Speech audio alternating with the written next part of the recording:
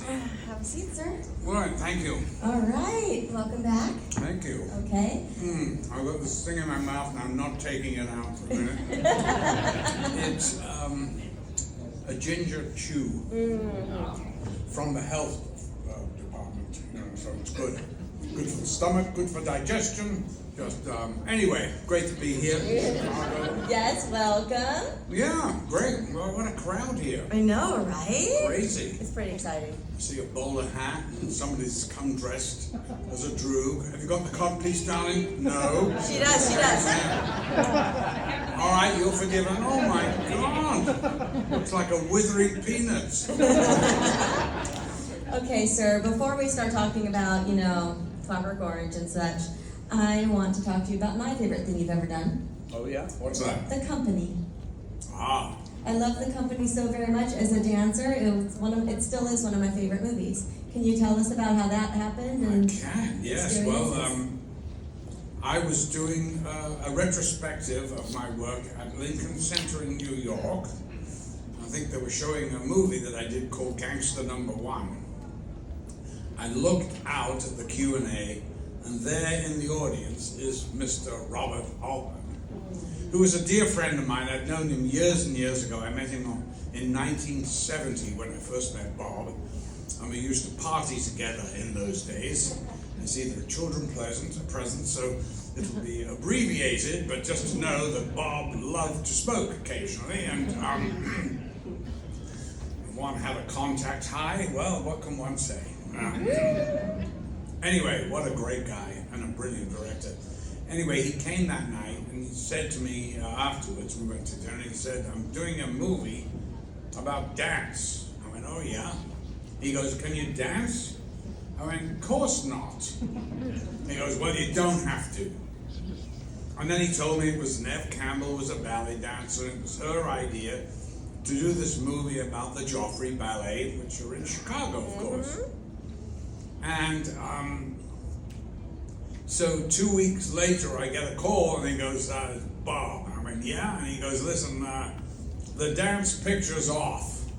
I got to do this favor to Paul Newman. And Paul wants to do this movie with Harvey Weinstein. Oh, okay, fine, well, whatever. 3 months later, I get a call back. The picture's back on. Which picture? The dance picture. Oh yeah, okay. Well, what happened? He went, I couldn't work with Harvey. What an asshole. Okay. That's how it started. Wow. We all came to Chicago, and I had to shadow Jerry Arpino, who was the artistic director of the Joffrey Ballet. What a great guy. I mean, he's, I think, of course, gone now. He was pretty old then. But I had a week with him, and it was one of the most formative, marvelous weeks. And I'm in awe of ballet dancers. They're like Olympic, athletes to me, with artistic overtones. And I just love being around the thing. And he said, Malcolm, you are now the artistic director for the week. Carry on. So I'd have discussions about budgets, and I was going, is that right? He goes, you decide. I went, yeah, let's do it. Let's do that ballet, why not? And all this, and it was so much fun. Anyway, of course, it was a movie about dance and the love of dancers. And that's all it was. It was almost like a documentary. It shot like a doc. Like it felt like you put a camera in a room and you were watching It unfold. It was one of the first times they used, digital cameras. So it wasn't 35 millimeter film. And the reason being why Bob wanted to do it digitally was that the dance sequences were like 20 minutes or something. And he couldn't have them do take two. You dance it, that's it. And so that's what happened. And they could do the dance all the way through, and it was just magical. And I'll give you just a little insight into how Bob Altman worked. We're talking about one of the greatest American directors of all time. And if you wanted to know what America was like in that particular time period, go watch Altman movies. Because the man was a genius. So I had a scene in my office where Neve Campbell comes in and she wants to dance a particular dance. And I, without actually saying no, don't want her to. But, you know, he has to be nice to everyone, and he finds it impossible to say no. So she comes in, and so Bob comes in to me. He saw the rehearsal, and he's next door with the cans on looking at a screen. And he came in, he goes, Malcolm, you know, it's kind of boring, so, okay, this is what happens. She comes in, you get up, you go to that door, open the door, and say, hey, somebody make me a cup of tea. And then you come back to your desk, she comes at you again, you go, hey, hold that thought. Go to that door and tell them to shut up, they're making too much noise. I went, okay. And then come back here, and then she'll say, you know, she'll go at you again and go, wait a minute though. Oh, I have an appointment. What time is it? My appointment? Right. Yeah. And get the hell out of there. And I went, oh, okay. Well, what about the scene? He goes, that is the scene. I went, okay. And that's what it was. And he was just a total genius at that. Helen Mirren told me when they were doing Gosforth Park, they had a scene down a long corridor with Derek Jacobi, right? And Bob listened to it on the cans. And he came in and he goes, that's pretty boring. Okay, listen, this is what you do. You're walking down there and he's chasing a dog. And this dog, and it's a narrow passageway, and the dog causes all kinds of a kerfuffle. And, you know, and just keep going with that, just keep going, and then just keep walking and walk out of shot. And that was the scene, and all you see is this dog, and you don't listen to anything about the damn dialogue, which is not that important anyway. And you mentioned, of course, it was produced and starred our Scream Queen, Neve Campbell, who was a former ballerina. Yeah, absolutely. I mean, you know, she was a dancer. Mm-hmm. But, you know, there's a big difference between a dancer and then stopping for a while and then coming back. It's like, you know, you run marathons and then suddenly you take a couple of years off.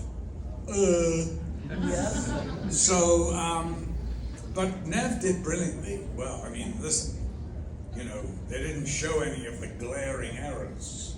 But, you know, listen, she's a beautiful dancer, and more importantly, she put the package together. And so Neve is not just a pretty girl, she was a damn good producer. And Bob adored her, as we all did. We all really, and we're still friends. Oh, it's amazing. Yeah. Thank you for sharing that. You bet. Do we have any audience questions? Aha. Oh.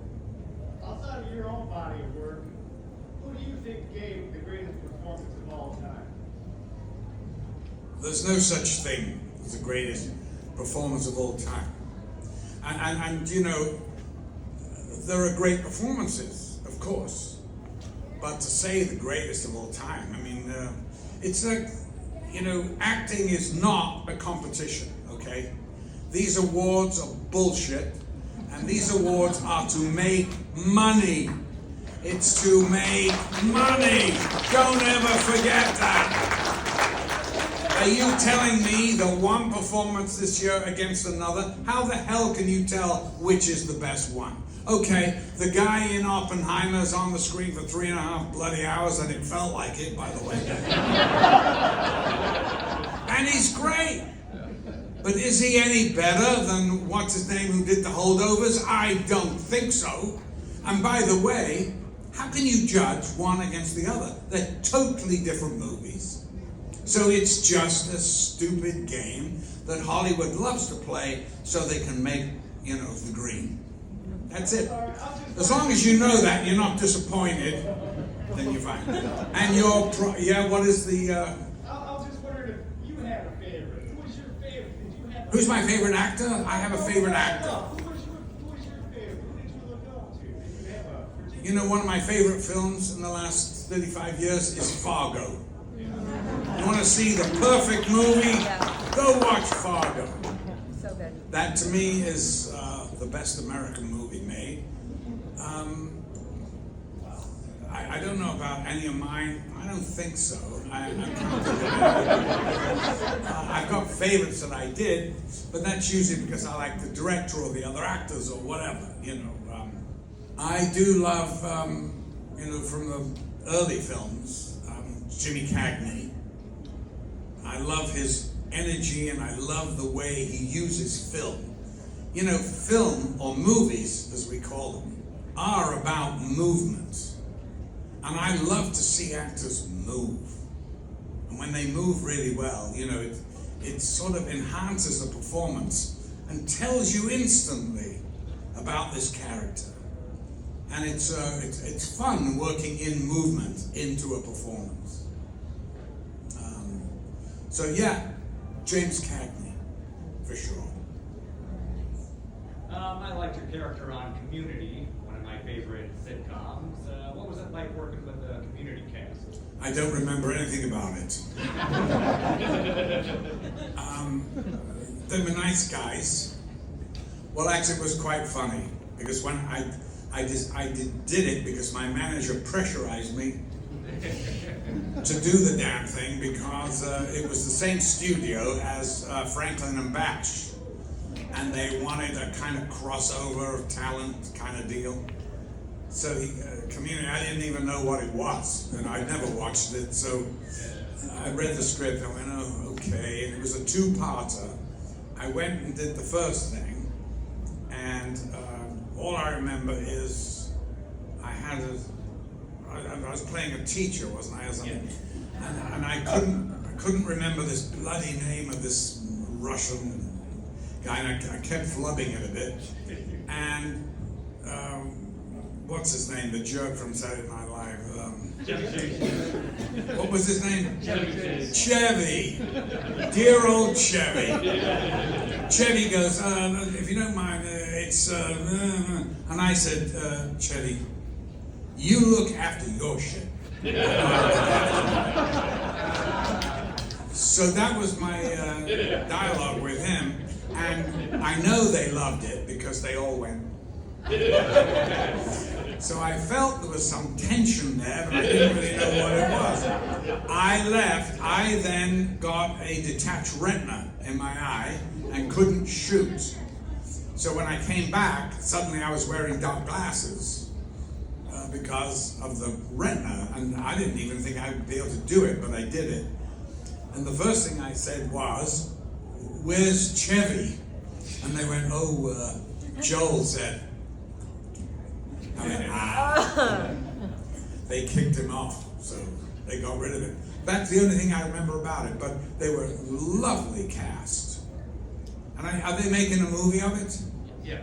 Oh, Good, wow. good. Very nice. Good. Why is that? Because none of them could find work after that, right?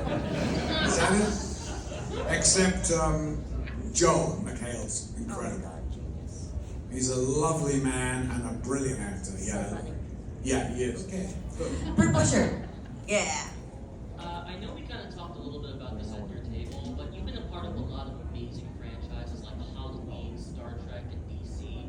Are there any other potential franchises and projects you'd like to get into? Because I know you said you weren't that interested, but I always thought you would have been a great doctor on Doctor Who. In what?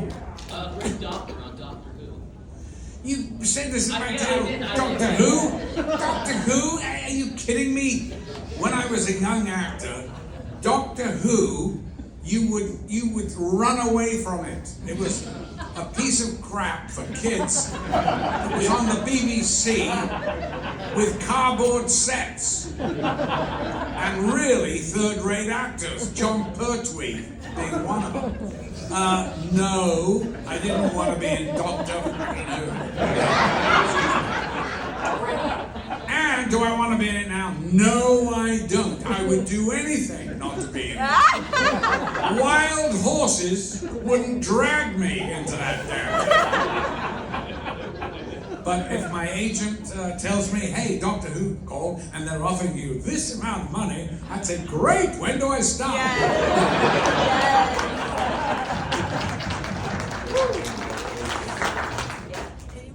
So I think.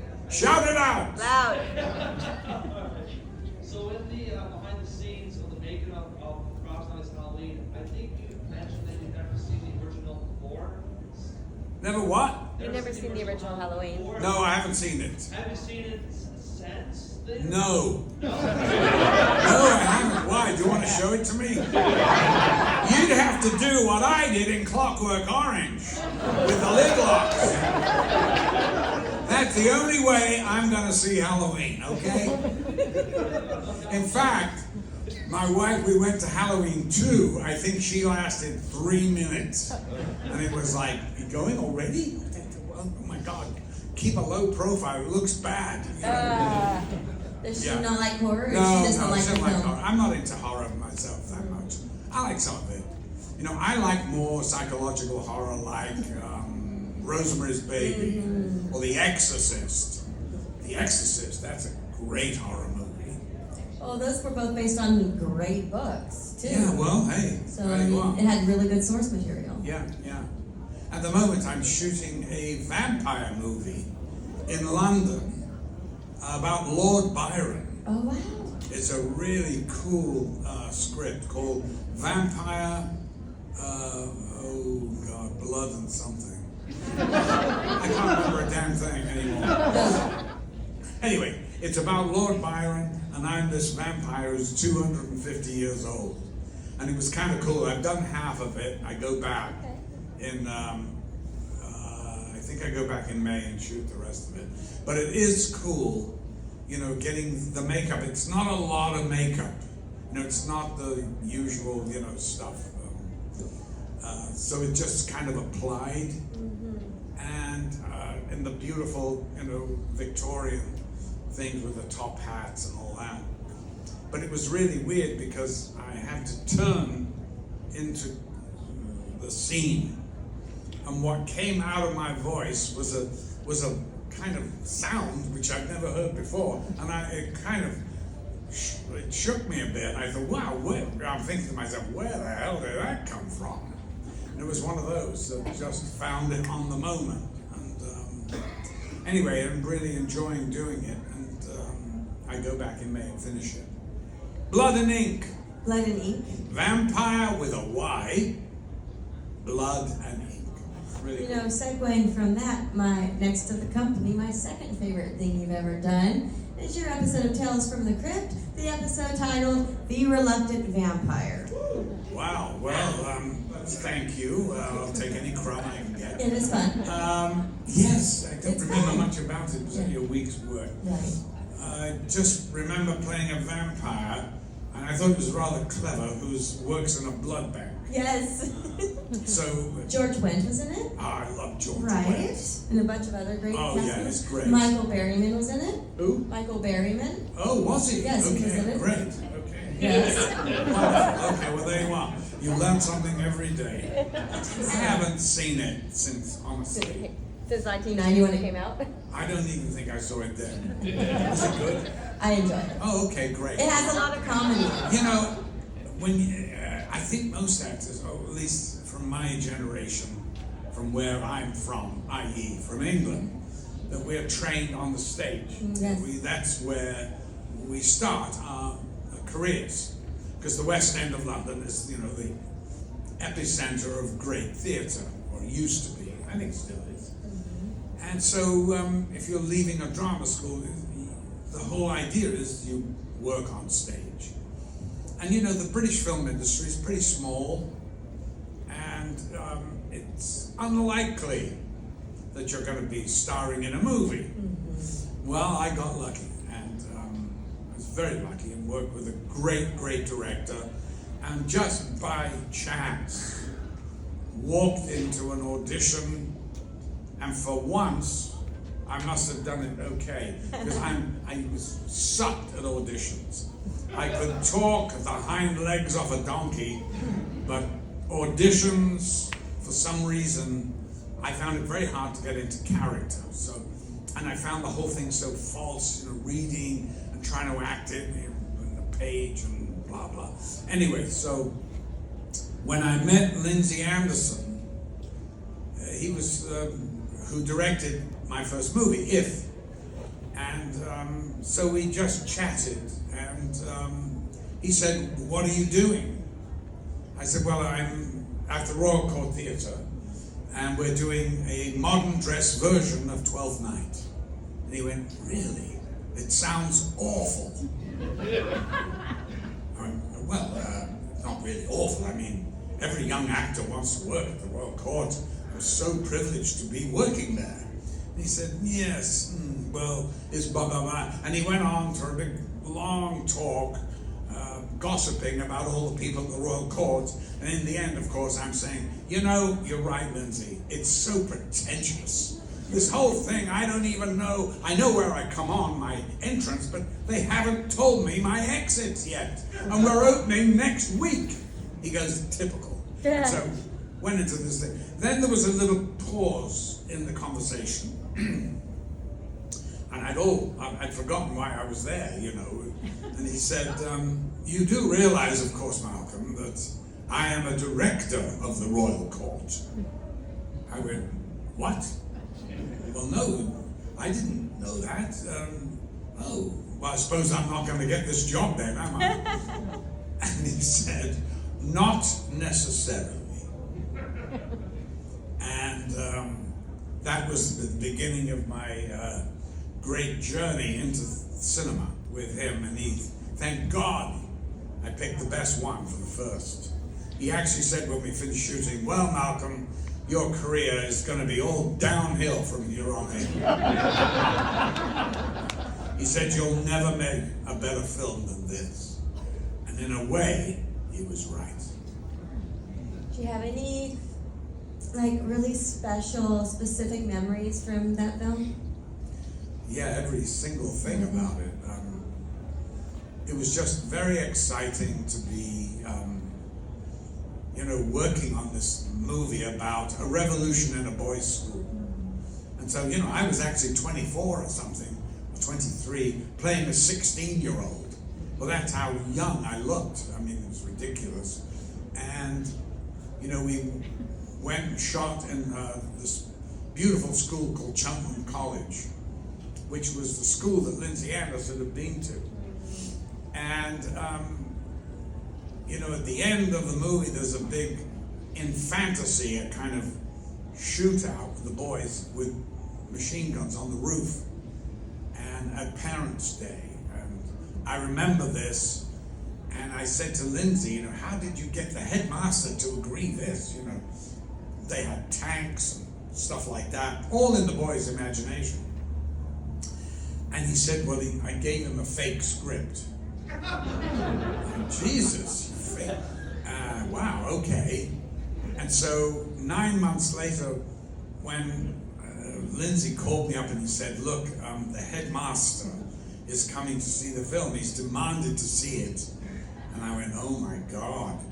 So the guy came to see the movie, and I said, what did he say, Lindsay?" He said, "He didn't say anything to me because, of course, I wasn't there.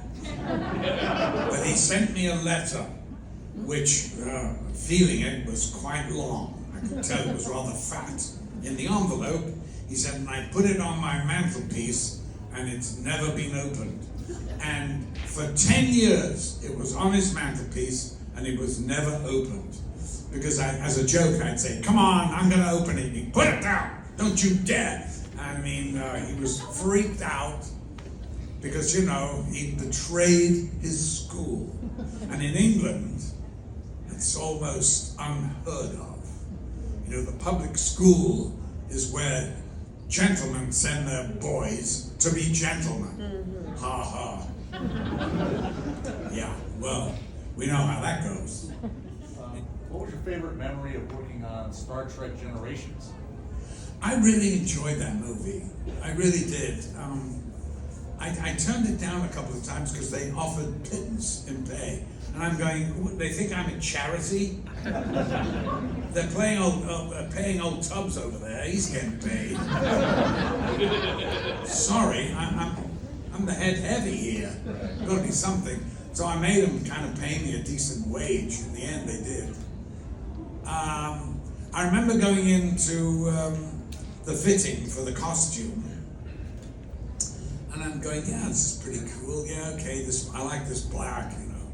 And I looked up and I said, what is this? They went, oh, that's Patrick's muscle suit.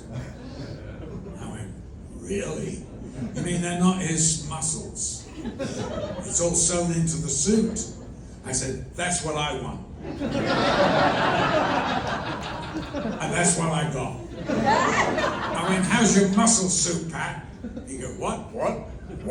I said, I know all about it. I've got one too.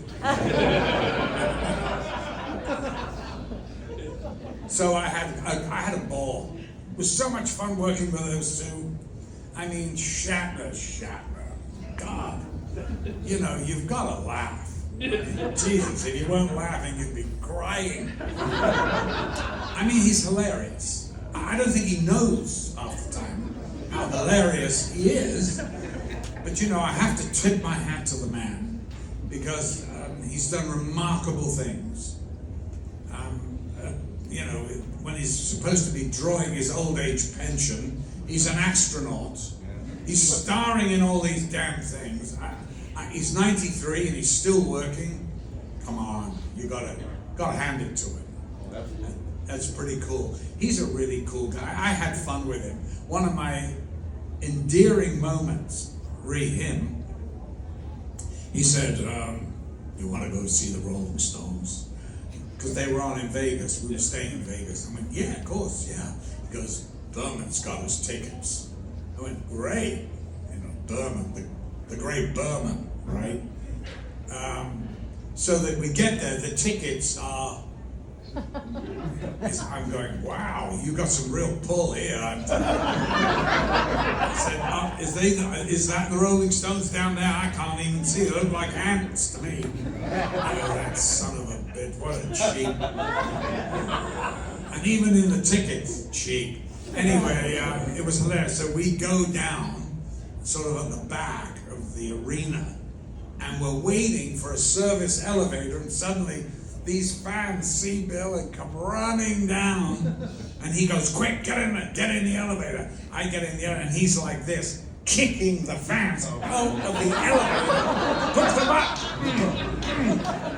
And I went, wow, I love the way you treat your fans. This is so great. And that's Bill. That's Bill. Do you have any funny stories about working on Caligula? Caligula. Caligula.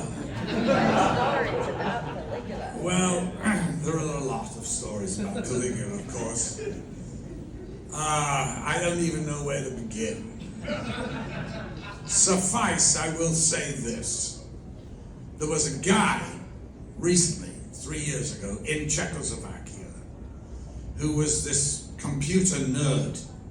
And he goes on the computer, whatever, and he wants to find out through the algorithms, I don't know what the fuck I'm talking about what makes the most money on the internet. Answer, porn. I thought it was free, but apparently not.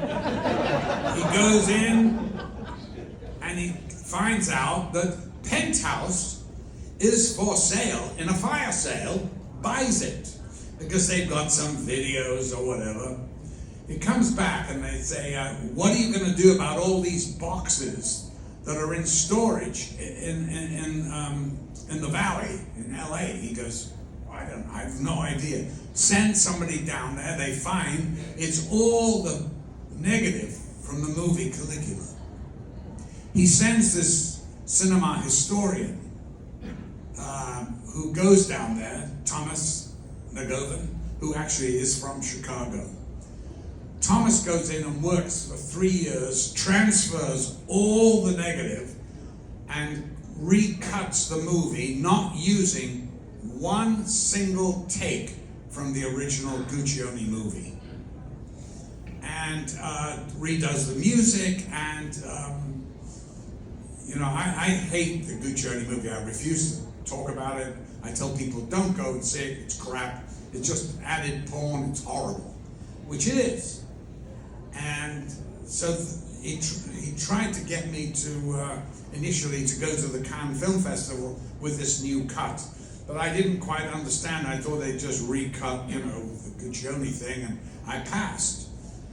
Anyway, eventually he got me a copy of the movie, and I sat on my bed in Canada where I was shooting another show, and I watched it, and I couldn't believe that there I'm watching the movie that we made 47 years ago. And it's going to come out, I believe, in August. It's called Caligula, the Ultimate Cut. But it's completely new. There's not one frame from the original Guccione. Really? Yeah. Wow. And can you imagine, I don't think it's ever happened in the history of film, that a movie has emerged 47 years later. My performance, and Helen Mirren, and everyone in it, although it's just Helen and I, because Helen Mirren's performance in the original Guccione thing was 17 minutes. In the new version, it's an hour. So, and it's really fantastic. We had a screening in LA, in Santa Monica, and the audience went nuts. They loved it. And I was really kind of excited to see it. So if you do get a chance, go see it, because it's kind of cool. There's some similarities, some scenes, which of course with the script, it's pretty much as is, but a lot of it is new, and it's great. So, one funny story. Do we have time for that? I think I've told it We before. have plenty of time. Okay, so we're going to start night shooting, and the night shooting, I'm working with O'Toole, and he's playing Tiberius, the emperor Tiberius that Caligula took over from. And he was a real whack job, this guy, Tiberius. He lived in Capri. He had, a grotto there with all sexual perversions and the whole deal. This is fact, by the way. This is fact. This is a good story for this one here. Hands on ears. I'm trying to keep the language clean and sophisticated. But anyway, so the punchline is not, however. So the scene is Caligula going down, cap in hand, as this sycophant, this brown-noser, to the emperor. And there he is. He's sort of on his last legs, sort of dying. He's emaciated. He's got sores all over his face, syphilis or whatever. And Caligula goes down. So this is a night shoot. We arrive on set, which we haven't seen. It's a 3-acre set. We don't know what it is going on. Our, trailers are parked there. We're in the trailers. So the producer asked me if I'd go in and go through Peter's lines with him. And I said, sure, I'll go. Yeah, if he wants me to. He goes, yes, he does. So I go into the trailer, and it's clouds of smoke.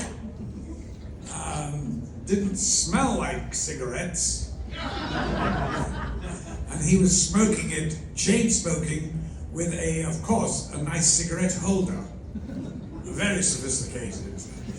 And so on contact, I was feeling pretty good. That started at 4 o'clock in the afternoon. We finally get the call to go on set at 4 o'clock in the morning. We haven't been there, we don't know what's going on. Well, they have been placing like 300 extras in every single sexual perversion that the mind can think of. So when we go, we are literally gobsmacked because we haven't seen anything, and I didn't have a clue what was going on. I thought there'd be a couple of extras, maybe, getting it on or something. Oh no. So we start, and he goes, we have to hurry because the light's coming up. Peter's like, right. So he's completely ripped. I've got hold of him by the dress that he's wearing, cloak, and I'm kind of trying to get him to his marks, and he's going, Rome was but a Jesus. Oh, what? Gee. Is that a dildo? Jesus. And there's a couple of guys swinging on a huge penis up there. And I went, I think we're rolling. Rome? They go, oh my God, they're midgets. Jesus, there's midgets over. And then, oh wow, are they disfigured? I went, lepers. I think they're lepers. I think we're rolling. Rome was but a Jesus, no, what is that? Well, we couldn't it was hysterical. One thing was worse than the other. And the whole point of the scene was Tiberius stops at a sentry and he says, Caligula, do you think this man is drunk? And I go, yes, Your Honor. He goes, give him more wine. And they shove a funnel in his mouth and pour these skins of wine in his throat while we go on the walk on the whole set and come back. And at the very end, it's getting like light now. He's supposed to say, Caligula, do you think this man is drunk? And I say, yes, my lord, this man appears to be drunk. And he goes, sword! And literally, I had to get the sword in his hand. He's weaving around like he's in the wind. And so underneath this breastplate, they've put like a beach ball, right? It's like this rubber sort of whatever. And in this bladder is chicken gizzards and red wine. And he's supposed to stab it with the thing, and it's all gonna fall down, and that's his entrails, right? So, O'Toole, sword! I give him the sword. He goes up to the guys looking under, it makes it so obvious. Boom, like this. The breastplate slams up against, hits the guy in the face. And this bladder thing goes boom, boom, boom, boom, boom. There's 400 people going, and O'Toole looks up at me and he goes, I think she's dropped her fucking handbag. Scene was over. Hilarious. I mean, even the Italians who didn't speak English laughed at that. Isn't that great? Dear Peter, what a man. Do we have any other audience questions that can top that? No? Oh, yes. Yes, I did. So I have a couple of questions. A couple? Yes. Okay. So one of them being, what did you do to prepare for the role of Alex in Clockwork Orange? And the other one, like you have played a lot of very iconic characters. Which one would you say is your best? Or your favorite, I should say? When people ask me what's my favorite character, my answer, which is true, is the next one. I don't look back, of course I look at my table and I think, Jesus, there's 60 years worth. But really, you can't look back. If you're still working, which I am, I've got a couple of movies coming out. I've got one which is iconic, which I'm gonna make next year. And then I'm still doing a TV show and maybe another one. So it's all go. I don't think I've ever worked so hard. Jesus, I'm getting up there. I don't need it, but I love it. I love working. It's hard to say though which is my favorite, really. I mean, because they're so different, and you're so in the life of a character. But not only the life of the character, but everybody around you. It's a family. It's somewhere safe where you can go to work and make an idiot of yourself. Because great actors make absolute idiots of themselves. And I learned that long time ago, working with great actors like Laurence Olivier and John Gielgud. John Gielgud, who, he was working into his 90s.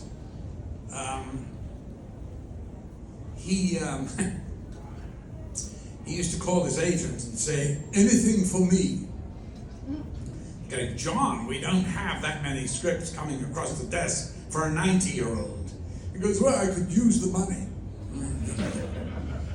And, which of course he could.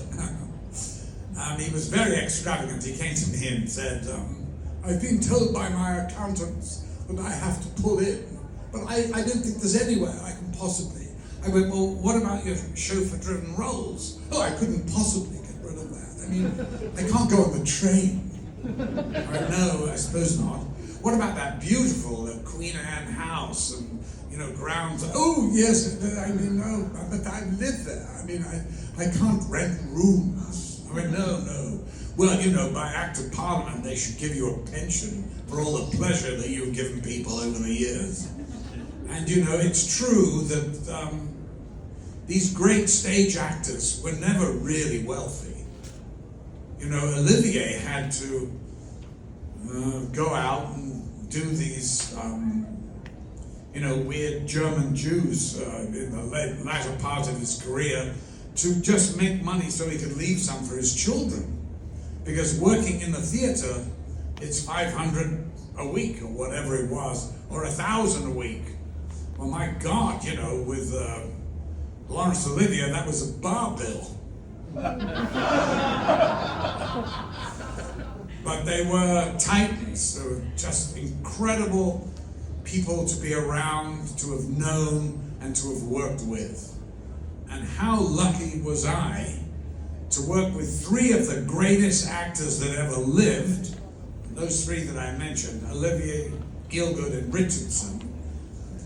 And they all came at the same time. Now, normally you'd get, maybe one great actor in 50 years, but there were three right there in that particular time.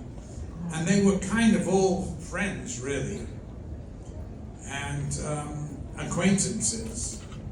And John Gielgud was very, very generous about Olivier, He always thought that, he's a far better actor than I am, and the way he moves. I went, John, but I only had the voice. I said, yeah, but what a voice. He was I loved him, a great guy. So one final wrap-up question before I let you go. Mm-hmm. Your filmography is about a gazillion miles long. Is there maybe a lesser-known project that you really enjoyed that maybe you want to bring more attention to? Tell us about. Give us homework to watch. Well, there's a couple of movies I made in Russia which I love, which are really cool. One is called Assassin of the Tsar. Now that was a Russian movie with Russian actors and a Russian director. And I was one of the very first actors to go over there from the West to actually do a Russian movie. In fact, I don't think there's been another one. Right. And so what happened is that they sent a script that was a bit English as a second language script. It was a little bit weird, but I found it really interesting. My agent kept saying, oh, darling, they can't afford to pay you. I mean, do you really want to go to the Soviet Union, as it was then, in 1990? And I went, yes, I do, actually. I'd love to go and see what it's all about. I mean, unless you actually go yourself, you don't know. And anyway, I was doing a film in Geneva, in Switzerland, and I come into the hotel, and the concierge said, the Russian delegation is upstairs. So I went, really? Okay, great. And there they were. And I just said, okay, yeah, sure, I'll do it. And they said, we've got some dollars, not a few, but we've got somebody who was, I don't know, in computers had given them some money to pay me and stuff. So, and they said, but would you like something else? And I went, 3 paintings. How about 3 paintings? They went, fine, of your choice. Well, I thought these Russian painters are really cool. I'd love some of their stuff. But when I got there, I found out that they'd all emigrated to Israel. There's no painters there at all by the time I got there, except house painters. Anyway, it's a fantastic film, Assassin of the Tsar. And I also loved a movie I did in Kiev, or Kiev as we used to call it, which was supposed to be the Soviet Union. This is about a serial killer, and it was called Ivalenko. And I think it's a really amazing movie, and it was written by a friend of mine and directed by him. And it's basically about this psychopath who, on the fall of communism, which happened overnight, 1 minute they were communist, and had been communist for 78 years, the next day they weren't. So he made it like a sort of lack, a loss of identity. From communist, there were communists are very rigid, all very rigid rules, and in a way, for some people, that works very well. They know how much they're getting in their pension, they know this, they know that, and all the rest of it. And so, it's really an interesting, it's really a really interesting whole story, and it was based upon this man, Chikatilo, who murdered over 100 people, mostly children. He was a cannibal and a pedophile. The scum of the earth.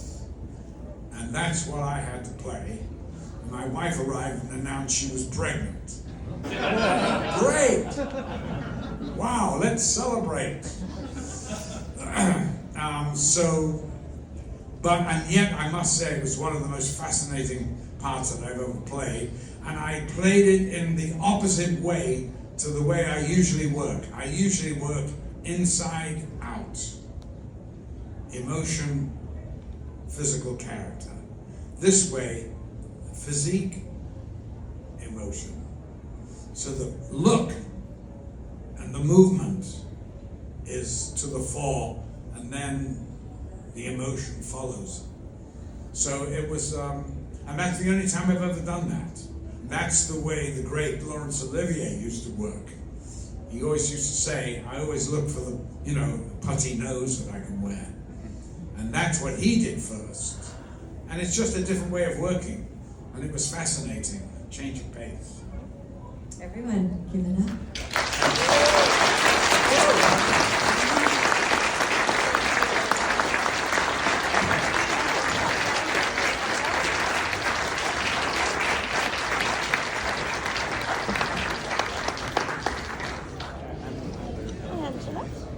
I'm gonna move this to the back. What are we doing? Just a picture. Oh, I wonder what that thing was. It looked like a robot. Little higher, Angela. Yeah.